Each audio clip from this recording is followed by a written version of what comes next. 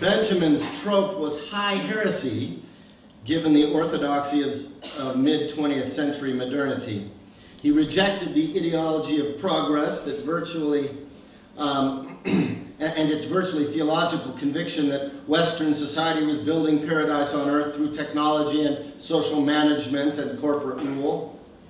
Where we thought we saw progress, Benjamin's angel of history sees only disaster. Disaster, of course, that is justified by our historic mission, whether that be manifest destiny or the war to end all wars or the mission to bring democracy and free markets to the globe. Benjamin, against the optimism of progressive ideology, was right.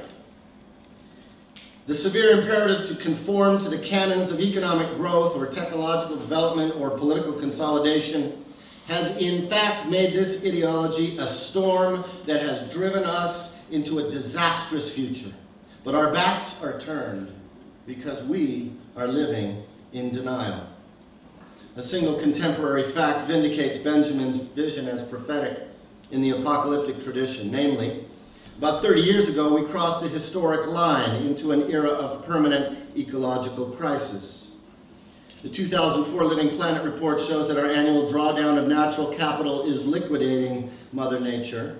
The analysis of the global ecological footprint indicates that human activities have been in an overshoot position for 3 decades and are rapidly increasing over time. In other words, we have, in fact, entered the era of endgame.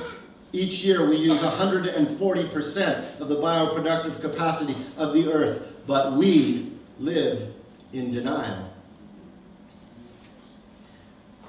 And that's why our text today portray Jesus struggling to wake us up to the grim reality. Are you asleep? Were you not strong enough to stay awake?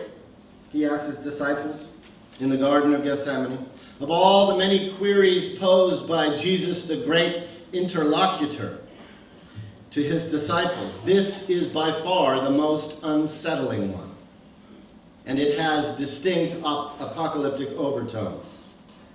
Now, Peter, as we heard in our gospel reading this morning, just moments earlier has vowed that he would never abandon Jesus, just as they emerged from their Passover Seder. To which Jesus responded darkly that you, Peter, above all, will take refuge in denial. Peter is the patron saint of all us heroic activists who pledge to save the world. Our spirit is willing, but our flesh is manifestly weak.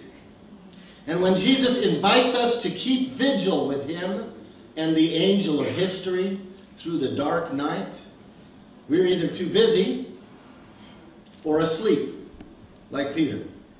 The consequences of Peter's inability to stay awake, Mark reveals in the poignant vignette of Peter's denial. Mark narrates the scene as a sort of split screen with archetypal power. Inside the courtroom, Jesus stands trial before the Sanhedrin, accused of heresy and treason. Outside, Peter stands in the courtyard, unable to follow Jesus into the dock, but also unwilling to abandon him altogether. It's the best he can do, given his inner conflict and fears. Mark tells us that Peter was standing with the imperial guards, warming himself at their fire. How revealing. If we can't follow Jesus sooner or later, we stand confused and fearful, warming ourselves at the imperial fire. We who enjoy race, class, and or gender privileges in the first world, I think we know a thing or two about this moment. And then comes the moment of truth, when we are challenged to reveal our true loyalties. Citizen or disciple? We stammer and stutter in 1,000 different ways, knowing that we have a get-out-of-jail-free card if we just toe the line. Squeezed by conflicting loyalties and the imperial vice, Peter makes a fateful choice. He seeks refuge in the shadow world of denial. And there it is. To forfeit the truth about ourselves and the world in order to save our sorry asses. That's the deal that empire teaches us to cut, is it not? Is this thing on? Yes.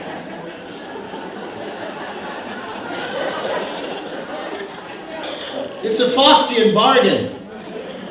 It's the one Jesus warned us against when he called us to take up our crosses. Jesus understood perfectly the unforgiving psychological and political character of denial. If we flee from the consequences of faithful discipleship, it is into the arms of imperial ignominy.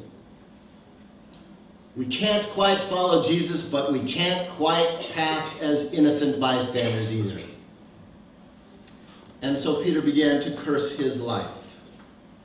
And who wouldn't curse their life in such a moment? Or curse religion, or politics, or history, or one's parents, or friends, or one's own choices. Everything that conspires to bring us to such moments. Finally, cornered and cowering, Peter swears his oath of dissociation. Don't know the man. The inevitable fruit of denial. And at that moment, almost dawn, a rooster's hoarse croon drifts hauntingly in the sudden stillness, and slowly, like a stake being driven into his heart, Peter's soul begins to implode, and he breaks down in bitter weeping.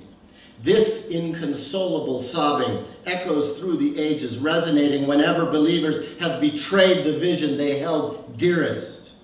Throughout the 2 millennia of the Christian era, it has continued to well up as the church struggles with its own apostasy, our trail of tears. And today, in the twilight of a different imperial courtyard, this lament again lodges in our Christian hearts. We too have tried to follow Jesus, but at a distance. We too are being confronted by our conflicted loyalties. We too are realizing our denial. Paralyzed and ashamed before our wailing wall. In this moment, we are invited again to practice apocalyptic faith in order to recover the journey of discipleship. This vocation is revealed in the Garden of Gethsemane.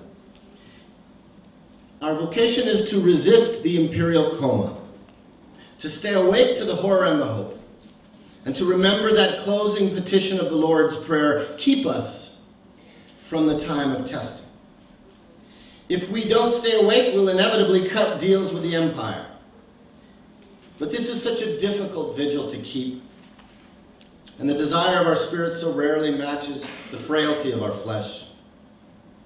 Indeed, Mark's portrait of Gethsemane makes clear that Jesus himself is no aloof demigod, serenely reflecting on the mystery of human pathos. Quite the contrary, he's sweating blood, profoundly distressed that it's all come to this. He prayed that the hour might pass. Jesus hopes desperately that there might be some other way to change the world. Can't we do this through legislation?